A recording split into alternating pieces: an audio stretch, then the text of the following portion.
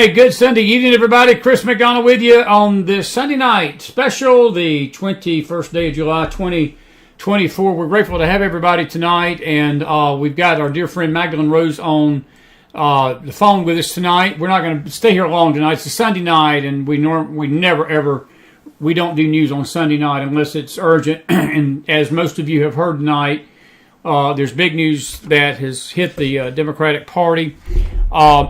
I'm going to talk to Mahgdalen about this, but we'll get more into that in a minute. Hold your questions and comments to the end. We're going to take a lot of those at the end, but I want to talk to my dear goddaughter here. Goddaughter, how are you? Good to see you tonight. How are you doing? I'm good. How are you? I'm doing good. I have to say I didn't see this coming. I felt like that. I honestly didn't. I thought that he would stay the course. And hang on just one second. Go ahead. I'm going to just have you sort of have your take on what you believe is going on. But what do you think happened today? What made it go over the top? There's all sorts of rumors circulating as to why he did it.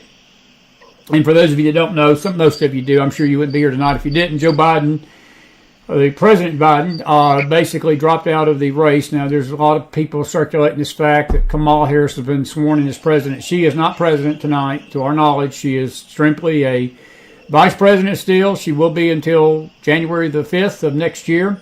Mahgdalen, what was your take on this today? You're one of those wonderful minds, and what'd you see in all this today? Pretty crazy stuff, isn't it? It is, and I think what this came down to was that Joe Biden in and of himself did not want to drop out.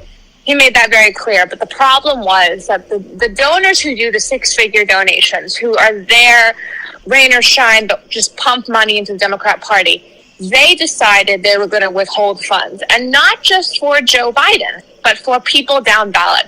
And that was the real danger there. If he had been the one they were withholding funds from, bad enough. But they made it clear that they were going to hold the party hostage until he dropped out. And I think that the deal that's been alluded to is that they don't make him resign. And he doesn't have to be a president who resigned his office. He can just be a one-term president, which is very different in terms of your legacy than a president who resigned. But he drops out and does not run. And I think that the problem for Joe Biden was it wasn't so much him, but that he was going to be labeled as responsible for a massive loss because all of the money would have stopped flowing. Well, Mahgdalen, I hate to tell these folks, money's not going to come in no more for Harris than it is him. That may come in a little bit. I heard Fox talk about it this afternoon, that even this afternoon some of the donors that had held their money started giving back to the party again. But I don't see any more enthusiasm in that party for Kamala Harris than I do Joe Biden. But I want to go back to Biden a minute.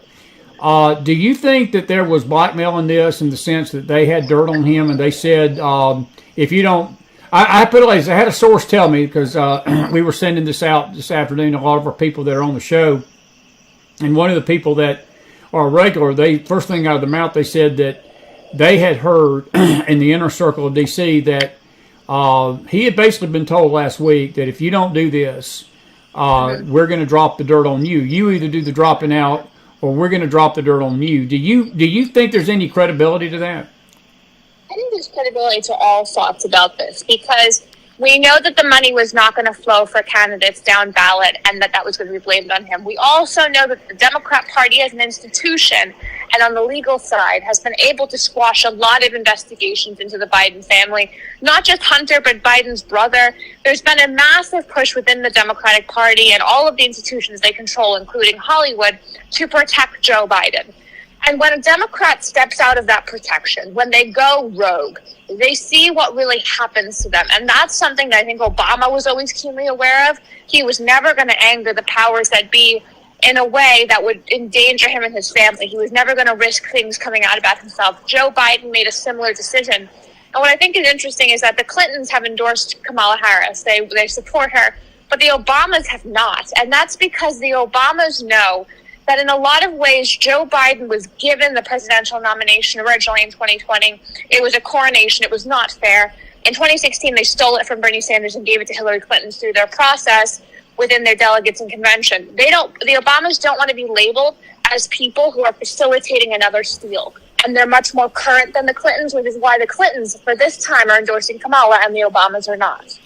I heard a rumor and I want to make it clear this is all it is, and we don't traffic in that, but it is worth saying this because it has to do with the subject tonight. I heard about a week ago that it was an unsubstantiated report that Joe Biden had told Barack Obama, stay out of this, because Joe Biden knows a few bodies where they're buried too in Obama's camp. And there was even something that I read, and I wasn't saying I agreed with this because I've heard rumors to this effect that we may very well have had the first openly gay president without knowing about it in Obama, but there was rumors that Joe Biden was going to blow the lid on some of these affairs and the truth about him and Michelle and his sexual orientation, and I don't want to really get deep in the woods with that tonight, but do you think that this came more from the Obama side of the camp, the pressure, or the Clinton side of the camp?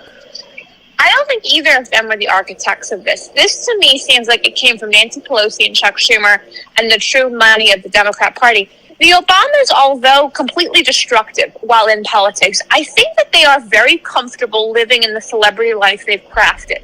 I don't think they want to endanger that. Michelle Obama has talked about how proud she is, not of her work as First Lady or anything like that. I'm sure she's also proud of that, but of the fact that her book was such a great bestseller. These are people who very much enjoy being the Obamas. I don't think that they were as involved as we would think they were. Neither were the Clintons. Perhaps that Hillary Clinton pushed for Nancy Pelosi to talk to Biden and everything. But to me, this seems like a coup from within the current leaders of the U.S. government and the money. We can't underestimate or how much the money had to do with this. Joe Biden was told that if he did not drop out, if he didn't decide to step down in some way or another, they were going to withhold all funds from the Democratic Party. Not just him, but down ballot. To me, that's the biggest push to do this. He didn't want to go down as the Democrat who not only cost the Democrats the White House, but put them back decades in the Senate and House. Do you feel there's any truth to what was being said? And again, a lot of this, Magdalene, I guess it's all, we say it's unsubstantiated. We're just basing this upon news reports tonight. I saw a report that the Biden campaign was shocked today. And I about fell out of my chair and spilled my Coke when I saw it. But the Fox News came on with a headline that said the Biden campaign is shocked at Joe's exit. And I saw another Twitter handle of a guy that we knew from Your Voice America days, and he said something to the effect that Joe Biden didn't even write that letter. That he's not so sure that this ain't all a ruse. I know that you're probably not going to think that, and I personally don't think that either. But is there a possibility in the million of the universe that Joe Biden is not even aware of what's going on tonight? I mean, I don't mean that to be funny. I mean, I really don't, because there's just a lot of weird stuff. And when anything like this happens, you get all sorts of crap on the social media posts. People start going off with their theories, and this is happening. I know for sure this is happening when they don't know. They're listening to some YouTuber wanting likes, and then they go out and tell somebody else it's truth, and it's not.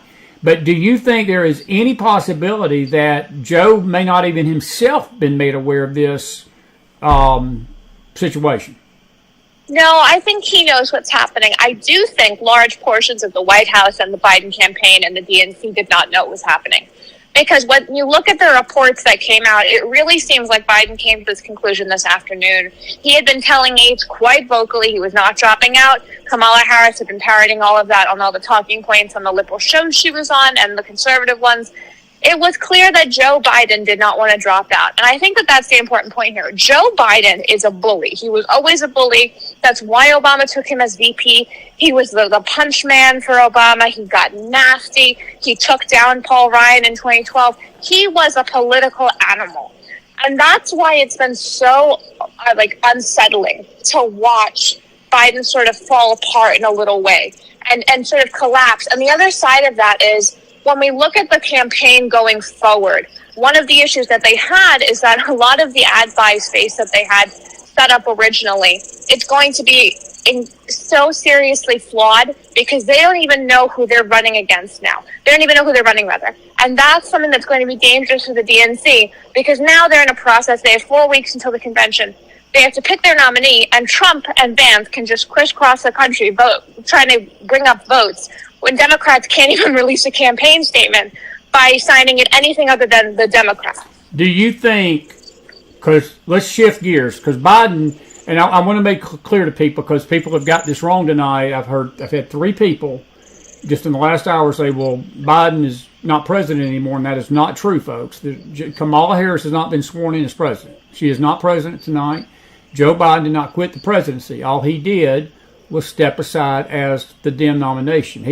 Now, Johnson's out there screaming for him to step aside, but to my knowledge, Mahgdalen, as of 9:20 tonight, he is still president, correct? Yes, he is. And I think that it's interesting what Johnson is doing. Johnson is somebody who is not very good at keeping Republicans under control, but he's very good at being against Democrats. And that's an interesting space for him to be in as Speaker of the House. And one of the things is he wants to know how it's possible that Joe Biden doesn't have faith in himself to run for re-election, but has faith in himself to hold the nuclear codes. And that's a point that has to be pushed. And I think you'll see Republicans up and down talking about that. And the other thing is Elon Musk has committed huge amounts of money to the Trump-Vance election campaign. I think that we could see Elon take an even bigger role in pushing the Trump agenda, because at the end of the day, Silicon Valley needs money, they need capitalism, and they need a free market. And the only team that will provide that is Trump and Vance. Trump and Vance. I'll agree with that. And it's just a certainty. They know that Kamala Harris will never provide that for them. No, they will never provide that. Do you... I had a question about Biden, and you mentioned him not being able to fulfill. Can I ask you a personal question, just me to you, goddaughter? I was a little disappointed he fell out. I mean, he dropped out. I mean, I knew that he wasn't able. Too. I just, because I felt like the way that the race was, we had a solid chance, just politically. I'm not talking about all the other accompaniments that were probably going to be released against Trump. And look, there was a lot of stuff that was on its way. This wasn't this what happened last week was not the first bad thing that they were going to try to do against Trump. But at least on a squared up election, squared up, face to face, no fraud, nothing, I think Donald Trump had a good shot at winning big in November. I still believe that tonight, but I'm unsettled because there is so much of the media talk now. Even the Fox people today were trying to oversell Kamala. They were overselling the fact that she's black, she's younger. I heard Brit Hume, and Brit Hume needs to just stay retired and just hush because he don't make any sense. And he was saying, well, you know, the Republicans had a age thing with Biden. They had, you know, they were pushing his age, but now they don't have that to push, so it's going to favor Kamala. I think it's a crock of crap. No, it ain't going to favor Kamala. Because people don't care how old she is. They just hate her. Mahgdalen, they can't stand her. Democrats can't stand her. She didn't get 10% of the vote in the primaries back in 2020 when they were all running against Trump. She couldn't even poll as high as Biden. But there is an unsettling to this tonight that I feel, and I'm going to get my audience in on this in a minute. But did you feel, I felt unsettled today when I heard this. What was your thoughts? I did too, and I was upset about it because Trump and Vance running against Biden and Kamala. I mean, there's no cakewalk in politics. You sweat and bleed for every spot you win in politics, but that would have been as close to a cakewalk as we've ever had. And it's very unsettling that now that's gone. And my problem is Republicans have a real history of underestimating Democrats, and specifically Democrat women. They think that they're unelectable, and it's just not true. And it's very concerning because what we now have is we have the older candidate. And we weren't in that position before. So Trump now, more than ever, cannot have a gaffe. He cannot look slow. He cannot look unenergized. If that means that they pull him from a few events and they make sure he always has that energy, it's a good thing. You know, we discussed a little bit the Trump speech being too long. I'm happy it went super long now because it showed his stamina. It showed that he could keep going. And the other problem we have is that one of the things Republicans like to lean on is just that Kamala's not actually black. She's Jamaican. She's other things. But when people look at her, when young liberals look at her, they see her as this moniker of change and all of these things. So you have to be careful not to just be insulting. This race for too long has not been about Democrat policies. It's just been about individual Democrats. If we don't shift it to Democrat policies, we could be caught surprised. And I think one of the other problems here is that although it will likely be Kamala Harris, I think it will probably be Kamala Harris. If it is Gavin Newsom, although you and I find him completely unlikable, that's dangerous to Republicans because he's younger, he's vibrant, he's got energy. We need to make sure that Donald Trump never looks his age on this campaign trail going forward. That's why his long rally speeches, although they might drone on and on, it shows that he knows what he's doing. I think that's well said. And speaking of Kamala, what's your odds-on favorite? Because I know there's some legality to this, and I'm going to just preference what I'm saying to the audience tonight. There's still a lot of legal hurdles that they've got to cross. There's rumors this afternoon, AFK Jr. may file a lawsuit. Jill Stein, the Green Party candidate, has threatened lawsuits about this. It's not a guarantee that this is even going to be workable for the Dems legally. Yeah. Mahgdalen, there's a lot of things. I talked to Judge Allen tonight by text, and I asked her, can he do it? And she said basically yes, as long as he's the one that backs aside and gives his delegates. But she was even non-committal as to say he can legally do that. Now, what she did say, she said that Kamala can take the money that's in the campaign now, as long as she's on that ticket. And this is the tricky thing with the Dems. If they take her off that ticket, they can't spend that money. That money that's been donated in that campaign goes back to the donors. And yes, it does. Is that right? Is that what I'm understanding? I believe so. And that's one of the reasons why there's even discussion about her being someone else's vice president. The question we have now is if Kamala Harris is at the top of the ticket, and I believe she will be, because I cannot see how Democrats, because they are the party of minorities and all that crap, how they could sub her out for Gavin Newsom or any white person. It would be catastrophic for everybody. So the money would go back to the DNC. So having her on the ticket, I think she'd be at the top of the ticket. The question now is, who is her vice president? They would be fools to pick Gavin Newsom. He is championing children's transition in California, so much so that Elon Musk is moving part of his headquarters out of there, and I believe to Texas. So they can't pick Gavin Newsom if they want to win over parents, especially suburban white women who are done with this transition thing. They don't want it in their children's lives. If I was on the Kamala Harris staff, I would pick somebody who's not super well known, kind of pulling what Hillary Clinton did with Tim Kaine, although someone more vibrant, because Tim Kaine was really, really boring. He was an ugly individual. He was just ugly. Horrible. He was ugly inside. He was ugly outside. He was rude, obnoxious, basically just like Hillary, but he was Hillary in pants instead of Hillary in a dress. Hillary. Yeah. Who's your odds-on favorite for VP? I got to ask the question because I've been asking this all day by text. Michelle Obama? No, I don't think so. The Obamas love being the Obamas. They have this Martha's Vineyard house. They enjoy the celebrity that comes along with them. I really doubt that Michelle Obama would step in for sort of like the sloppy seconds position. She wants to be president. She'll be president because she wants it. And she'll plan it out 2 years in advance, and there'll be 16 announcements. I think that right now, someone who's really angling for it is Pete Buttigieg. He wants that spot. He endorsed her tonight. He didn't wait. He wants that spot. And I always found it particularly aggravating on the campaign trail in 2020, the nonsense he was spewing about how he was sort of the bridge between moderate Democrats and the right wing. It was nonsense. He's a radical leftist. He's been abysmal as the head of the transportation department. He has been terrible at it. But I think he's on that short list, as is the senator from Ohio, I think Sherrod Brown. Yeah. He is number one, I think, on that list right now. Gretchen Whitmer is a problem because she's unlikable. And also there's a lot of questions about what she allowed her husband to do during COVID. But right now, Kamala Harris needs the following. She needs a white man. She needs someone ideally with military experience. So I would be looking at generals, especially for Kamala Harris. Hillary Clinton? No. And I think if Kamala Harris were to become president, the Clinton influence within the DNC would expand dramatically because Kamala would have no loyalty to the Obamas and loyalty to Clintons because they endorsed her right off the bat. Yeah, but didn't the Obamas force her on Biden in 2020? They pushed her because of who she was ethnically. Because when Biden was on that stage and said, I'm going to pick a woman and a woman of color, there were very few people who fit that bill. Kamala knew she was the only option. And they pushed her on Biden because it helped Biden get elected. And they really were interested in preserving Obama's Obamacare legacy. That's all Obama really cares about when it comes down to it, that and being a celebrity. So I think that that's going to be the main push. Hillary will use her inside and out. And the problem we have now is Kamala Harris, in a lot of ways, doesn't really belong to one of the great families of Democrat politics. She's kind of like new money. So if the Clintons back her early on, she will give the Clintons access the Obamas will never get. Yeah, that is very, very interesting. I did hear Buttigieg's name tonight. I will tell you that. And I look. I'm just.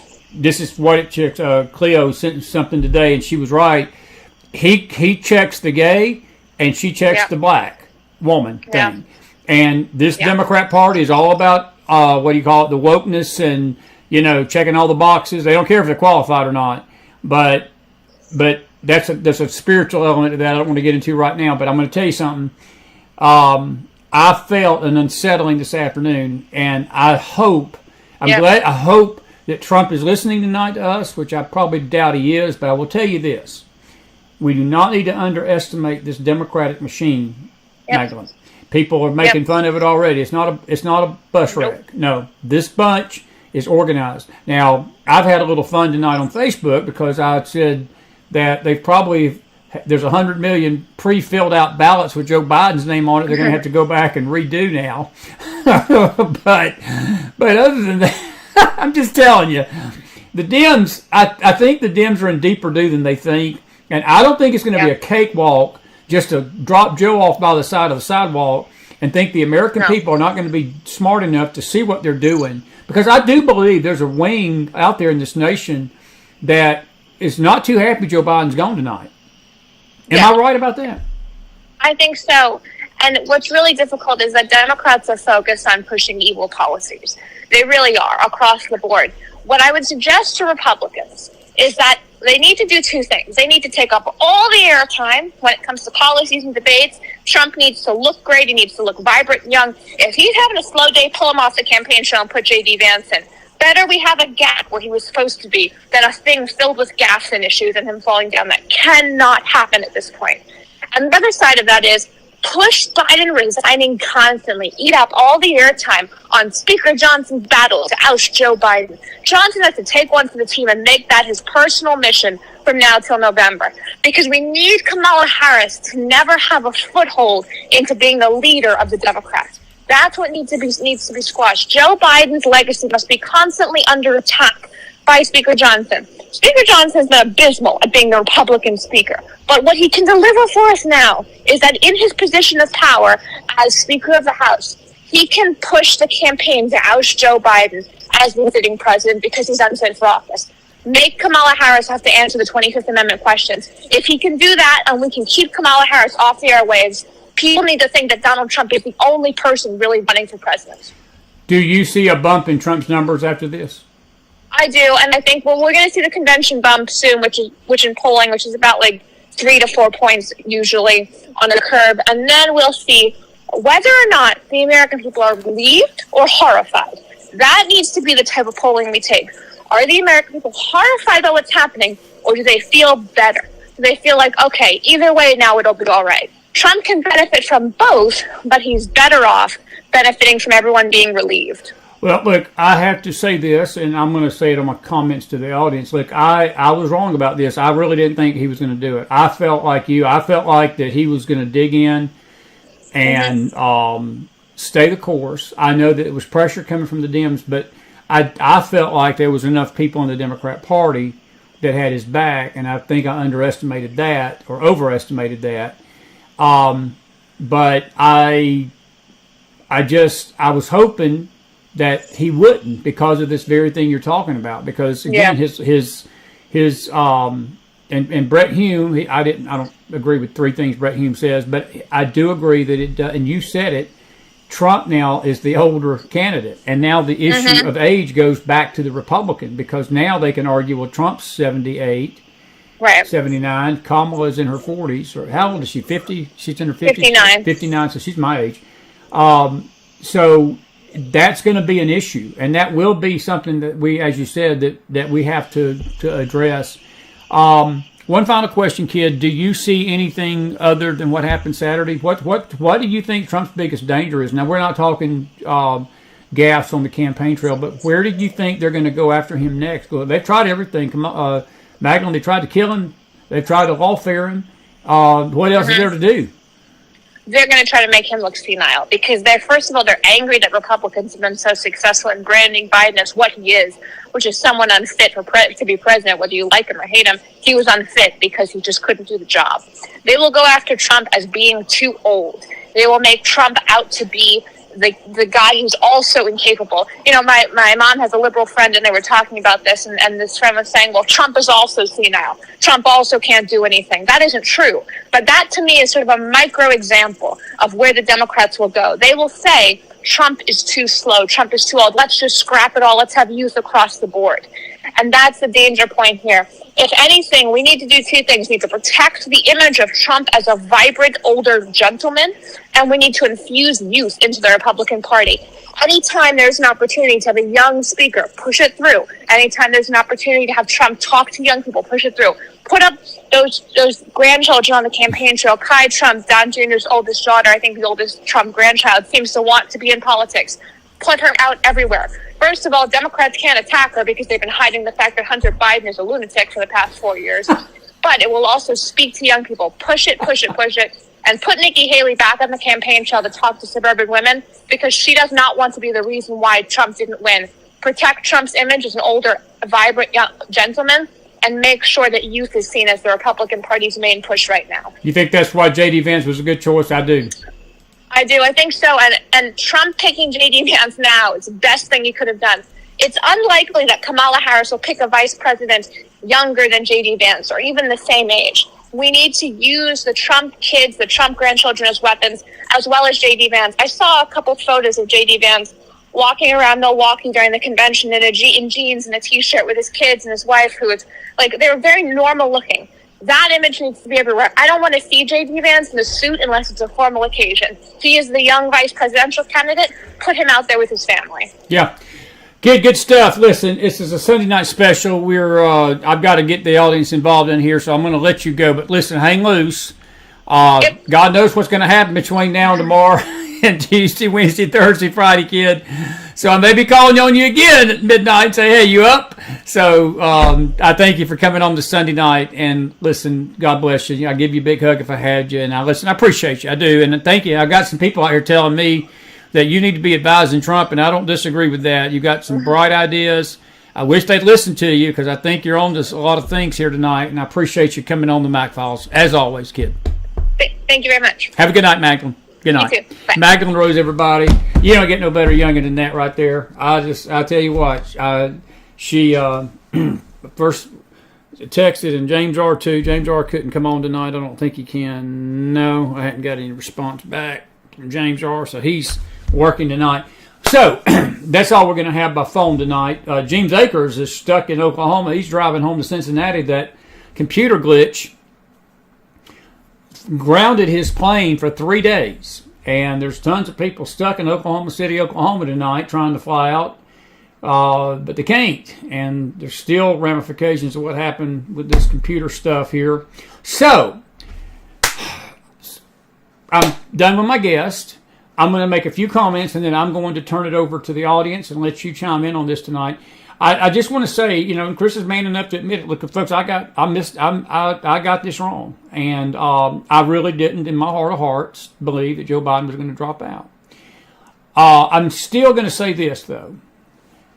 Part of the reason I felt he wasn't going to drop out is that he couldn't drop out legally and constitutionally. But as my brother told me today, and he's right, the Democrats don't give two you-know-whats in the wind about constitutionality and legality. They've never cared about that because they are the party of lawlessness. And so we're going to wait and see, because I texted the Judge Sherilyn Allen, and I asked her opinion, and I'll just read it to you, what she said. And she said they really don't have a choice if he withdraws, meaning putting somebody else at the ticket, because he and Kamala were running as ticket. My understanding is that she can keep the money raised for her campaign. I am not sure if his delegates, though, are bound to support her. However, since the Democrats engage in identity politics, they may follow suit. They may be stuck with her. Getting rid of her will cause too much division. And I totally agree with that sentiment at the end. So Judge Allen's is sort of looking into that for. She's going to be one of our guests hopefully this week. My apologies to Bill Federer. I've had his interview for 2 weeks. My apologies to Alice Linehan. I've had her interview for 3 weeks. The world's gone crazy over the last 2 to 3 weeks. But saying that I'm wrong does not mean that ultimately I may not be proven right. Because, not that it matters who's right or wrong in this. There's no right or wrong. Fact of the matter is, folks, I know people, I think we all figured that Joe Biden really didn't need to run. I just didn't think he was going to cave to the pressure. Because he was pretty much digging in this week. He was digging in. And there are reports that Mahgdalen's comment about the coup from inside is true. Nancy Pelosi, my friend Juanita Broderick, she pretty much said this is a second insurrection. I mean, she got away with, because there's a lot of things that are out there that Nancy was definitely had her hand in this. And so I don't know. But I don't really ultimately care who's right and who's wrong about this. What I do care about is the United States of America. What I do care about tonight is that it's a whole new ball game. And what I do care about is arrogance on our part. And I see it already. I see it already. We better not underestimate this Democrat machine. We better not underestimate this evil that is behind this machine. We better not underestimate Kamala Harris. I've already seen the memes and the jokes about her and her sexual past and all of this. And folks, that ain't healthy. It ain't going to do anybody any good. And I'm going to tell you something, the Dems don't care about that. They don't care. And I hate to bust your bubble, most of the country don't care. There's some people that do. But when it comes to that vice president and the president right now, the Dems would probably elect Satan himself. If Satan showed up in a human form, they probably would put him in that White House. They wouldn't care. So we need to be very careful about our arrogance on the right. Everything I heard Mahgdalen Rose say tonight, I was amening 100%. The kid was square on, everything. And I think that ultimately we won't know who. We probably will start finding out in the next week or so who they're leaning toward. The one that scares me the most is Sherrod Brown, because he basically offsets J.D. Vance, because he's from Ohio too.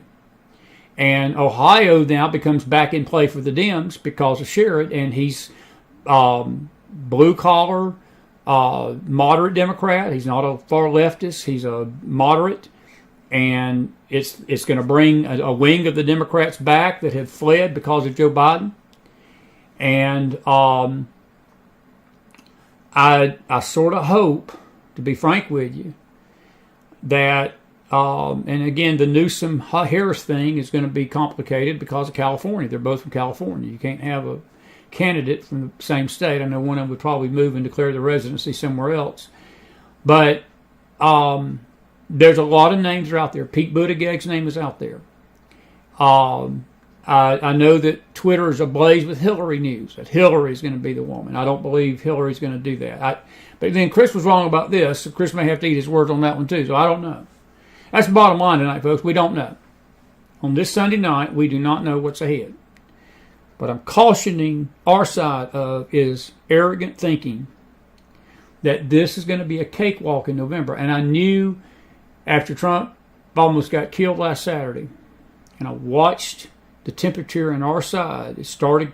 We started reverting back to bad habits, that we think that the country's just going to that the Democrats are just going to throw their hat down in the ring and not play this game and not play, just toss their gloves on the baseball field and say, well, y'all can win, y'all can take it in November, we don't care no more. That ain't how these Dems work. It's never been how they've worked, and it never will be how they work in the future. This is an evil, evil party. And I'm not saying the Republicans are squeaky clean, because there's a bunch of evil Republicans too. There's a bunch of evil Christians as well that will sit on their carcass blessed assurances and not vote. And there are going to be some that they just think the idea of a first black woman president is wonderful, so we just need to not worry about old Trump and let's throw our lot in with Kamala. There'll be some that will do that too. So, that's just my thoughts. That's just my thoughts. That's just my thoughts. And anyway, Jake, I don't believe it's going to be either Hillary or Warren. It won't be Elizabeth Warren. I can tell you that. I hope it's neither, but I don't think if there would be anything that would happen, Hillary of those two, I would possibly, but Warren, never in a million years. Broker convention, Peter and Jake says, I'm welcome here in Chicago for the DNC to report live. Peter, I would need 1,600 bodyguards. I'd need so many bodyguards, I don't know what I'd have to do. Jake would probably be my security detail because he's in law enforcement. I'd probably get Jake to follow me around. I wouldn't be in Chicago, Illinois. I'll stay here in the nice mountain air of Tennessee. But thanks for the invite, Peter. Thanks for the invite. I will tell you, and look, whether Joe Biden has stepped aside today or not, I will tell you this. I said it. The Democrat convention is going to be worth popcorn. Now, we had a good Republican convention. I'll give the Republicans credit this past week. It was a tremendous event. The speech Thursday night was long, without a doubt. I was trying to get on at 11 o'clock, and I kept waiting for President Trump to end, and I said, I got to go. So I didn't catch the last 30 minutes of it.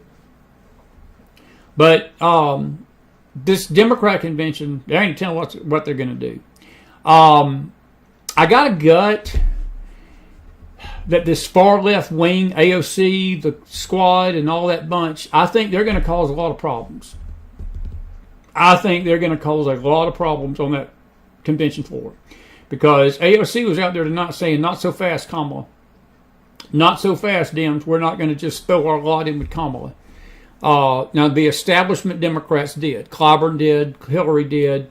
Others have chimed in tonight already, and they've backed her.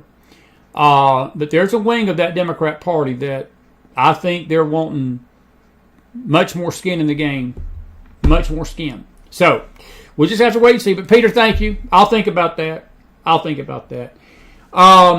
Joey, I don't believe Hillary's coming in. I don't believe Hillary is coming in, buddy. I just don't.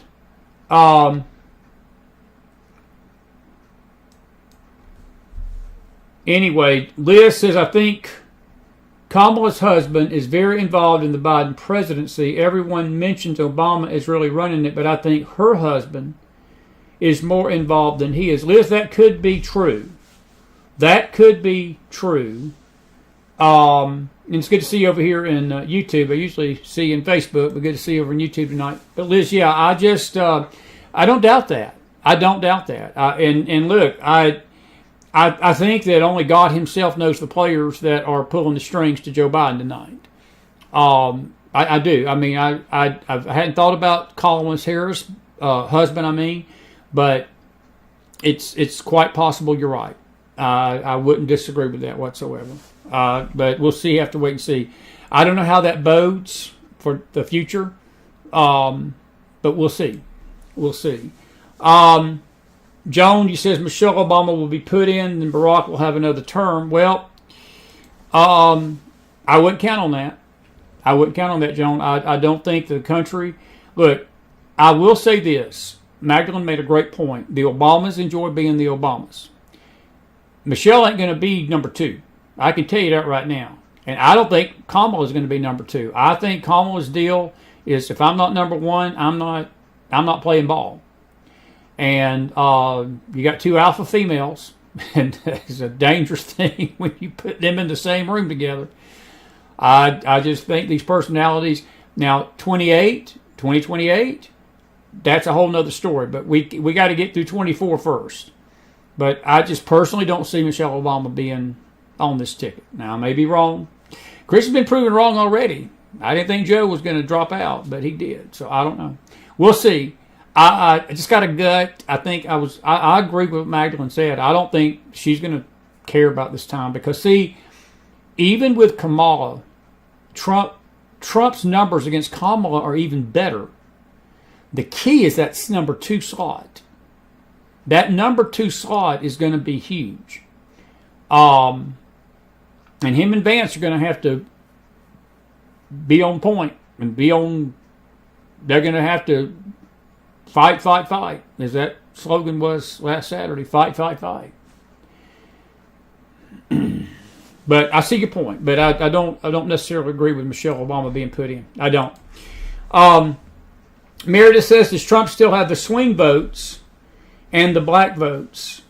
Yeah, I do believe that, Michelle. Honestly, I think that he does. There was a poll out tonight that he is actually went ahead. He was pulling ahead of Biden, even in Michigan, Pennsylvania, definitely.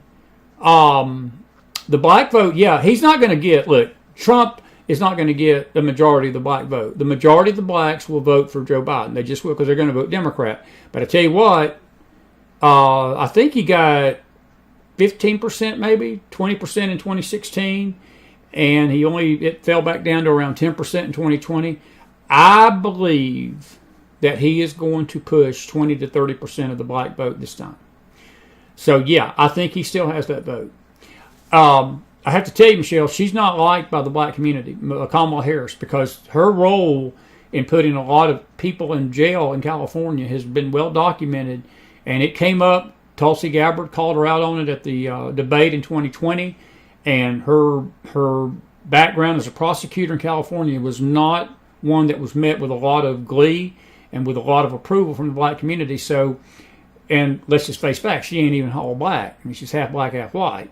So I don't think it's gonna pull the black vote in if they put her on that ticket. But the Dems think it will. But I don't believe it will. Kiwi, you said that there are so many Christians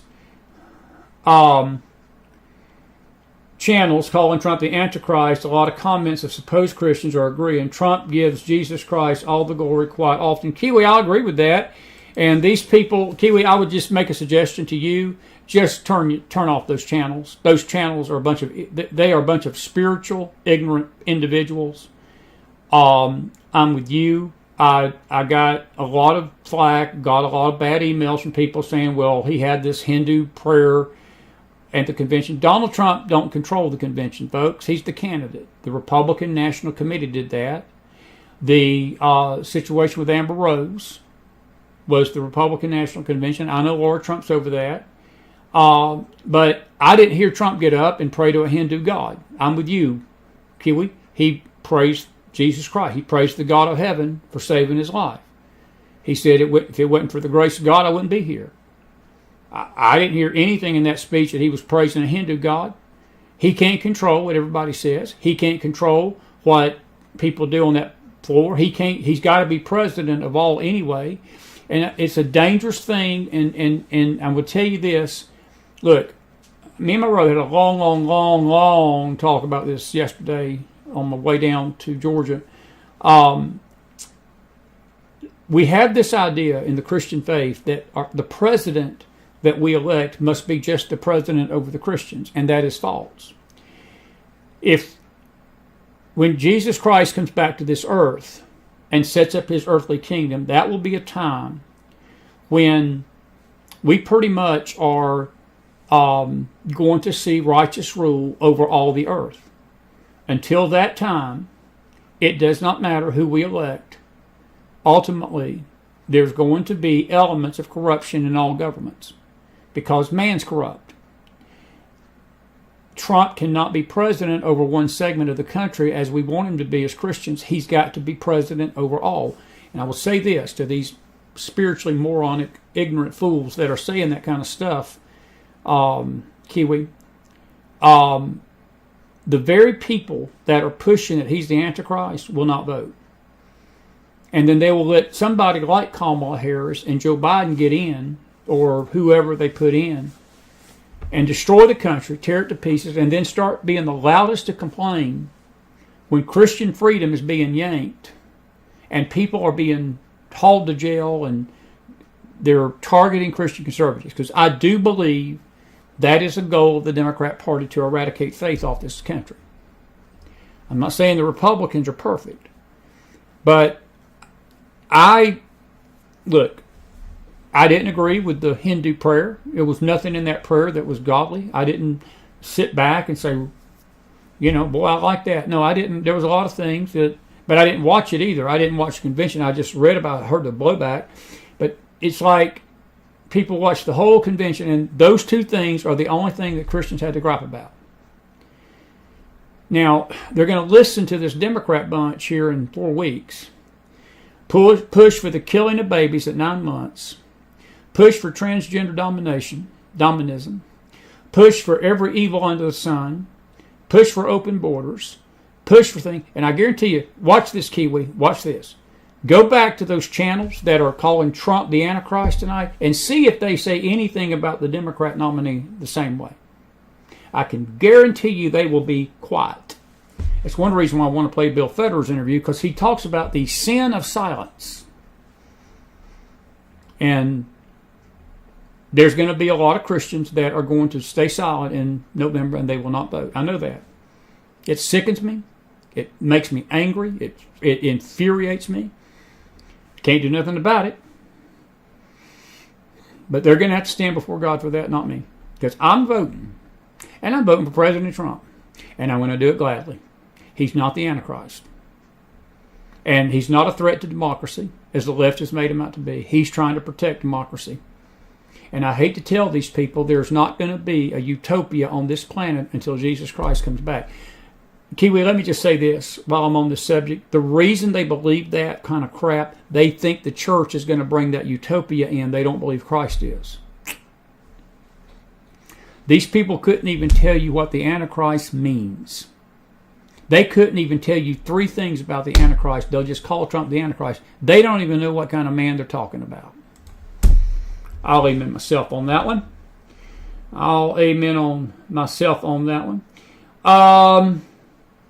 Misha, do you think if Trump is back in the White House come November, it will reignite the faith in the false prophets? Misha, I'm glad you asked that. I have no idea, and I really personally don't care. These false prophets got it wrong in 2020. And if they want to take a victory lap and claim that they got it right now, let them do it. They're going to do it anyway. They're going to do it anyway. People have short memories. But, Misha, this is the thing. I found it very interesting that when these grandstanders do this, and they're trying to grandstand, when something happens in the country and in the world, watch what they do. They always go to they rush to that microphone first to make sure people believe that they're the ones that predicted certain things. So I don't doubt that they're going to do that.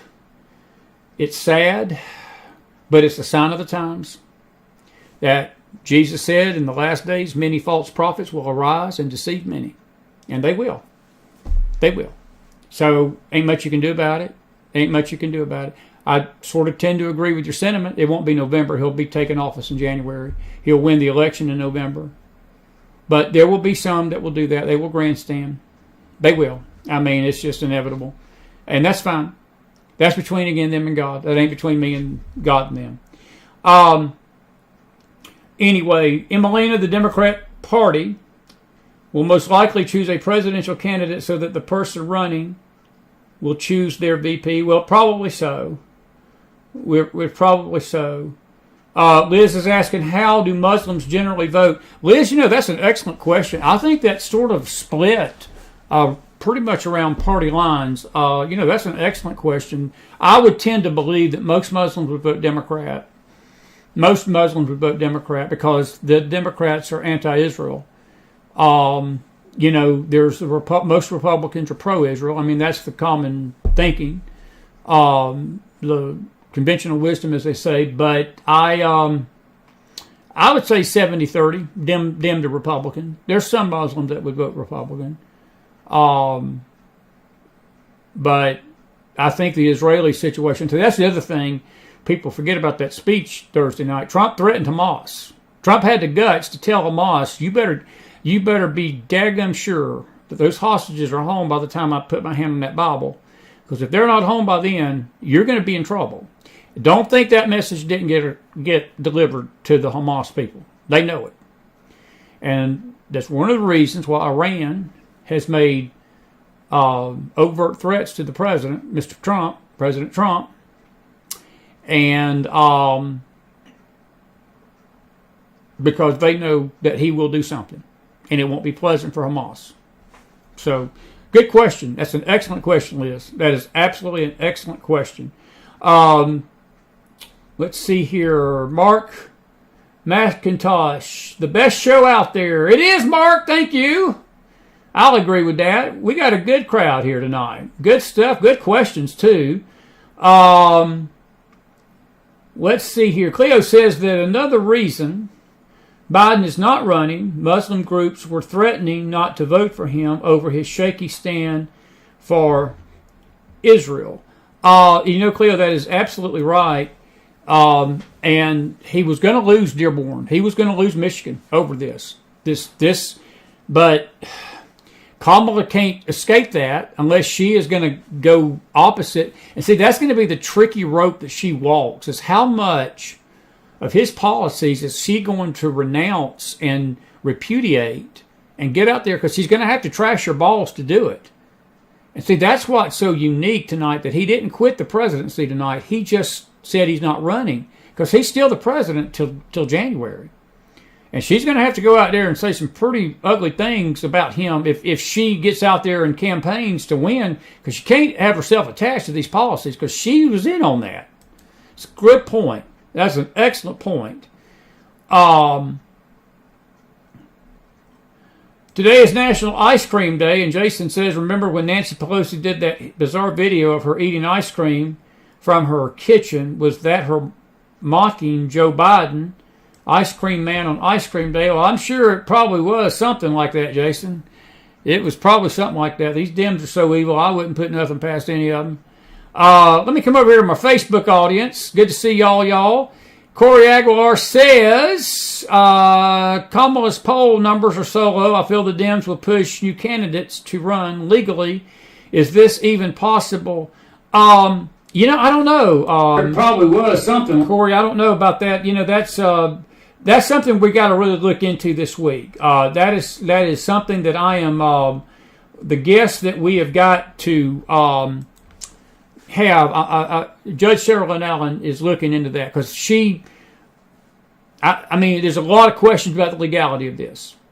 And Elaine, your comment about Kamala Harris being Jewish, that's interesting. That's an interesting dynamic to this, and that's going to be a tricky rope for Kamala to walk, because again, Cleo's point about him losing votes in Michigan over the Dearborn, Michigan issue, because that is 98% Muslim. That's a freaking invasion to me of the Muslim community to our country. And I love Muslims, folks. This has nothing to do with, I don't hate Muslims. What I do despise, and it disgusts me, is the violence that their religion pushes against Jews, Christians, and Americans. And we need to be concerned about it, because if in their Quran, the Quran is not, do you realize we talked about love this morning a lot on the Faith Show? There's not one mention of love in the Quran, nowhere. The word love is not mentioned once in the Quran, not once. Not once. It's all violence. It's all destroy the enemies, destroy the infidels. And if you're a Christian tonight, if you're an American, or you're a Jew, you are the infidel in their world. Anybody that doesn't submit to Islam is an infidel. It's an interesting dynamic and one to watch, because it's going to be a fine, tricky line that she's going to have to walk with Israel. We'll see. But he may be Jewish in name only, Elaine. He may not care no more for Israel than she does. So we'll see. It's a good point. Corey, your question is excellent. Jeannie says, not to dismiss the human effort in getting out the vote in a big way. We really need to be praying and trusting in miraculous intervention over this country. Too much is at stake. Jeannie, I'll agree with that. But Jeannie, who is the source of those prayers? It's the church. And if 30 million Christians didn't bother to even get up out of their house and vote in 2020, we can pray till we're blue in the face. Because I said it this morning. Look, we can blame the world and the nation for issues and say the nation is this, the nation is that, the world's in this state, the world's in that state, America needs help. Yeah, America needs help, all right. But I'm going to tell you what needs help more. That's America's church. Because as Kiwi pointed out, you got Christians believing Trump's the Antichrist. That's not coming from some MSNBC-based website. That's coming from Christian people, supposedly, that supposedly know the Bible. So, Jeannie, I'm not going to disagree with you. But, yeah, we need divine intervention. But we ain't getting divine intervention until God's divine people on the earth, the church, get in line with the divine intervener. That scares me more than all this other blather that's going on tonight in the political realm.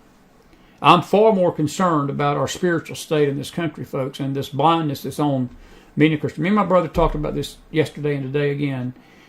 You know, he's with me. The frustration on my part is not with. I don't look. I am this. We do these news shows to keep you all informed, and people get this idea that, you know, by us putting news out that we're worshiping Trump as a messiah or we're worshiping politics. We're not. This is a faith-based conservative network. I have never stated on this network that I felt Trump was the messiah or he was the source in the security of this country's future. I have said, I do believe that he will pause some of this. He has got my vote. He has got my support. He has got my prayers. He's got my love tonight. He has been through something that I don't think any of us would have wanted to go through, to come within that close to having your brains blown out on national television.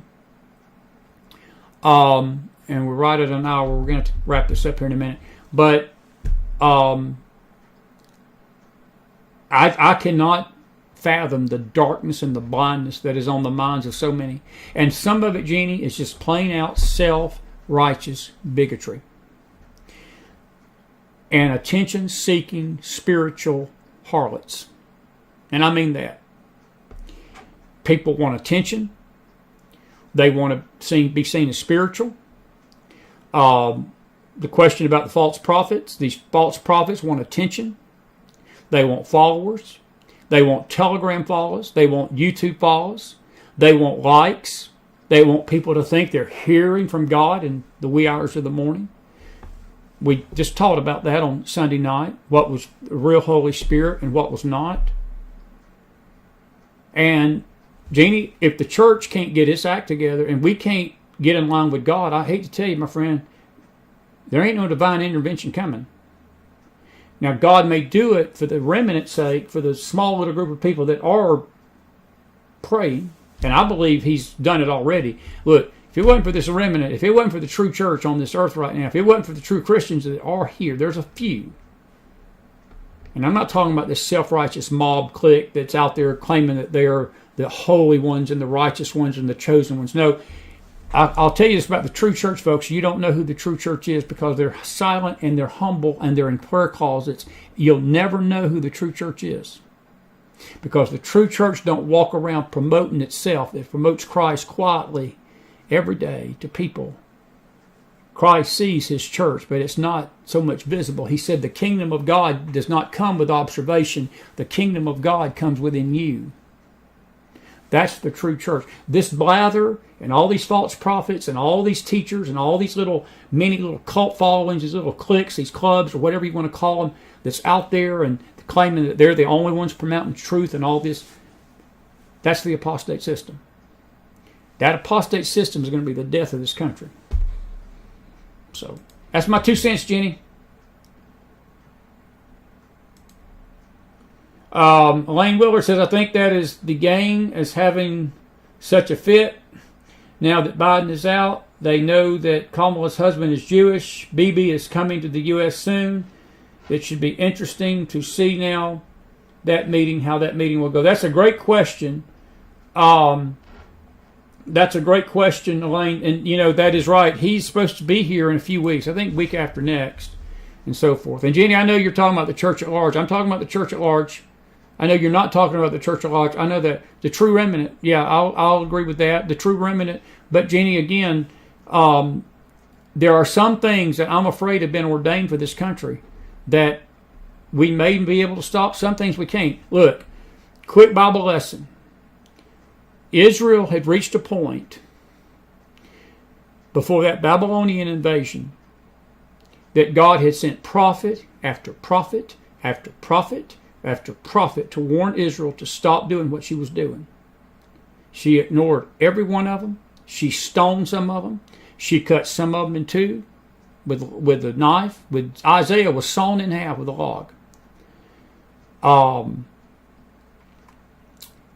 Amos got before God, prayed 3 times.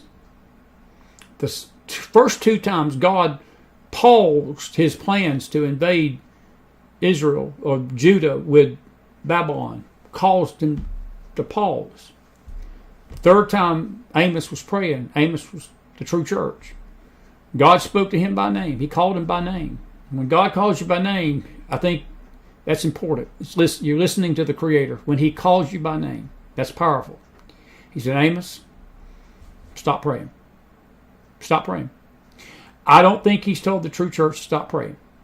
I think your point is well taken, but I'm also letting you know that the spiritual leadership of this country is in such a state right now. We've hardened our heart and we're arrogant. We're arrogant. And God's going to hold the nation. I'll put it like this. Whatever the spiritual leadership condition is, the nation's going to suffer because of the spiritual leadership, if that makes sense.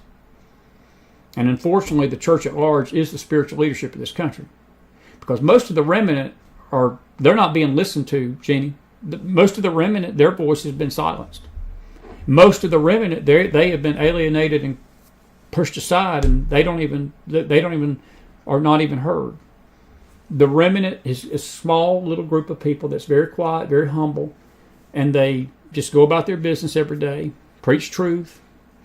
There's a lot of pastors that have probably 30, 40, 50, 60, maybe 100 people in these little small churches are preaching God's word. They're being faithful to their flocks, and and then the only thing we see, though, we see all the crap that's going on in the body, and the big names and the falls and all of this and the slander and the lies and all of these things that people are throwing at everybody, and this group is fighting this group, and this prophet's trying to get on first, claiming this other prophet's false, and because they don't want people to listen to this other prophet so they can get the first dibs on the prophecy. I mean, folks, and Jeannie, that is going on. That is the spiritual temperature of the country, sadly, friend. I'm not disagreeing with you. Please understand, I'm not disagreeing with you.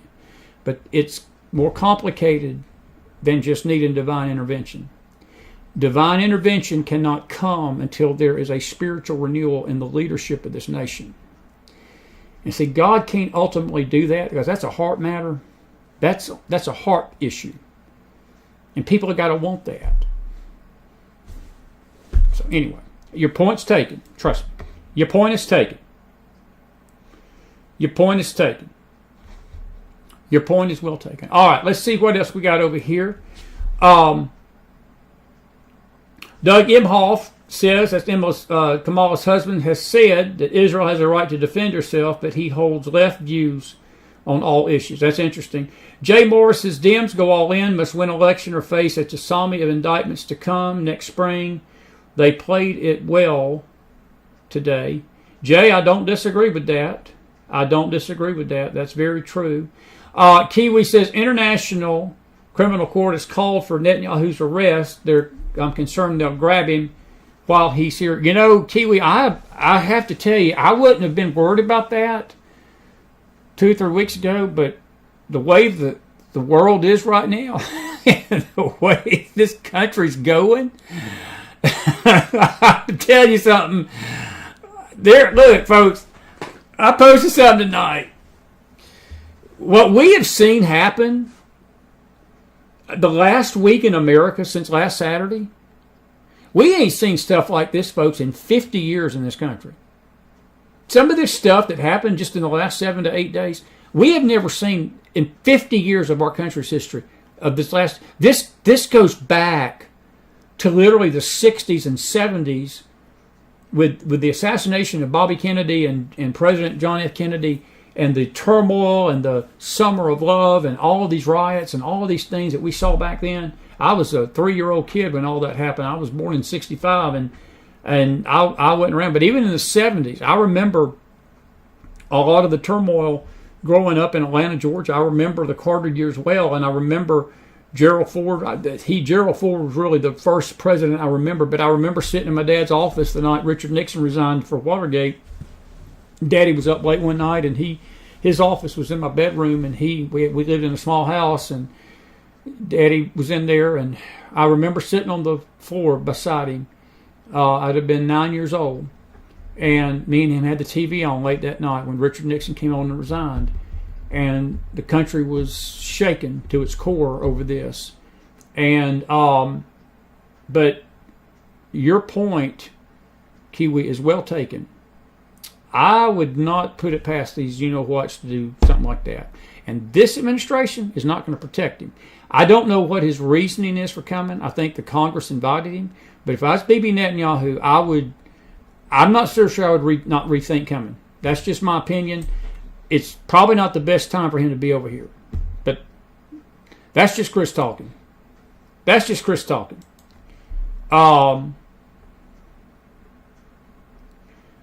Do you think, Sundance Kid says, Hillary will get the nod for president over Kamala? Not really. No. They want to, but I don't think she will. No. Lex Montgomery, I saw your question. Let me come back over here to Lex's question. I was looking at it, and let's see here. Where is that question at, Lex? Where's you? Right. Lex says, was the question about Obama trying to get in as VP asked yet? It has been. Mahgdalen pointed that out tonight. Lex, I think that the consensus is that Michelle is probably holding her gunpowder for later. I don't doubt that she wants that seat at 1600 Pennsylvania Avenue. I do not doubt that. I just think with this convoluted mess that the Democrats are in right now, she is not going to tarnish her legacy by running on a losing ticket. And I just do not see a Kamala Harris, Michelle Obama ticket. Now, Judge Allen's point is if they trash Kamala, they're going to have some blowback like you ain't had blowback. And legally, I don't think they can. It goes back to the constitutionality of things. I think she is not going to be on that ticket this year. I don't think Hillary is going to be on. But McDonald here has been wrong already about Biden. I didn't think Joe Biden was going to drop out. So don't take that as I've got some kind of divine revelation about that, because I don't. It's just an opinion. I think that they're going to try to get a moderate Democrat because that is the only hope these Dems have. And Sherrod Brown, I hope they don't pick him because that would make that ticket actually sane. Because Sherrod Brown's not a left-wing loon. He's sort of left of center. He's not a conservative by any stretch, but he's not AOC either. He's from a Midwestern state. Ohio's a beautiful state, and he basically offsets J.D. Vance because he's about the same age. Maybe a little older. He's probably older than J.D., but not by much. So, anyway. Good question. Good question. All right, folks. Cleo says the ICC cannot indict a state. It is not the same as the International Court of Justice. I don't think they can. I don't really think that they can. I don't think they can arrest him, Cleo. Honestly, I don't. We've had a good crowd tonight. We've had almost 250, 260 people in the house on a Sunday night. Special report, and I'm grateful for that. All hands on deck this week. We got Ricky Wilson coming on tomorrow night at 9 o'clock. And depending on events on the ground tomorrow, we may have to come back on here late tomorrow night. Folks, we're going to have some extended shows this week. It's just the nature of my business. It's just the nature of the way things are right now. We've got some recorded interviews I've been holding on to, and every time I go to play it, we've had the earth move. We've had a political earthquake just about every day for the last 2 weeks, and it's just thrown things into chaos. And we got some new guests. I was talking to Peter Abbas tonight, and he is a good friend of Eric Cairns. He's from Sudan, and he's going to be coming on here later this month into August. Going to be a great guy. Tom Carroll is a friend of the judges, and he's a constitutional lawyer. We're going to try to get his intake on some of this. James Akers will be back with me this week. We're going to try to get James R. back maybe late Monday night, and we're going to try to get some other folks. So we hope you've enjoyed this special tonight. I'm spent. I've done 2 full faith services and now this. But I felt constrained. I really felt like we needed to come on and at least discuss what happened today, because it was an earthquake. Look, this was this is a moment in American history that we're going to remember. And you know, I can't remember other than '68 this happening. I was 3 years old then, so I wouldn't have remembered it then. But history books record that this happened to them in '68. They lost.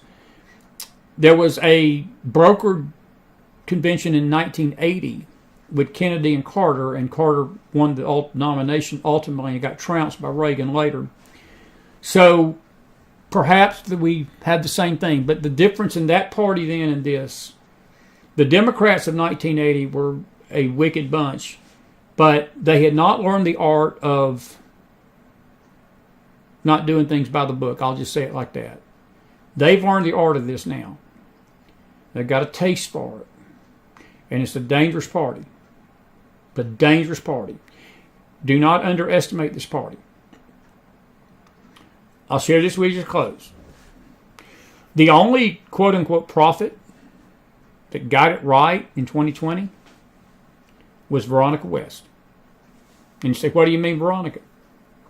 I was sitting in my car after the thing that happened. And there was a dream that she had in October of 2020, a month before the election. And I read this was 21. It was actually January 21 when I heard it. And this was her dream. She went into this house and she saw two dark rooms. She goes into one room and there's smoke in this room, and she sees this dead snake on the bed, totally dead. He's just laying there lifeless. And she walks to that snake. She gets close to it, and all of a sudden the snake comes alive and twists and coils, and it's a viper, forked head and all, and it's getting ready to strike her. And she backs away in terror, and she says, "My God, I thought it was dead." And she runs out of the room. And then she hears another sound in the room beside her, and the voice of the Lord tells her, "Enter this room." She goes into that room, and as she sees through the fog, it's not as much, but she sees another thing on the bed, but she hears a rattle. She hears a rattle, and it scares her because she thinks it's a rattlesnake, and the Lord says, "Approach." And as she gets closer to that snake, she realizes that the rattle is going, but the head's been cut off. Head's been cut off. And the Lord spoke to her in the dream, and he said, "My people underestimated the evil of the dead snake." He said, "My people have underestimated the evil of the dead snake." And he said, and the rattle, my people concentrate on the rattle, not realizing the head of the true snake is dead. It's powerful stuff. And you can make your own call about that dream. She would say later, and this has been 4 years ago, it's past, ultimately it don't matter now, because it was 4 years ago, our side underestimated Joe Biden because all we saw was a dead snake. That's what we've been witnessing for 4 years. We've been witnessing a dead snake. But the evil behind him was stronger than we thought. And the machine behind him was stronger than we thought. And the rattle, we're always drawn to that rattle instead of understanding that Christ has defeated the powers of darkness at the cross. And we concentrate on that rattle, and we underestimate the power of the real evil. It's a pretty powerful dream to me. Now, what does that say to us tonight? We do not need to underestimate the dead snake again. I don't care how dead the Democrats look tonight, and how it seems that they're in disarray, and how much confusion you think they've got. They're not in confusion. That evil behind them, that was behind them in 2020 to do what they did, is still here tonight. It's probably worse. That's all I got to say to you as I go out of here on this Sunday night. And I will leave it at that.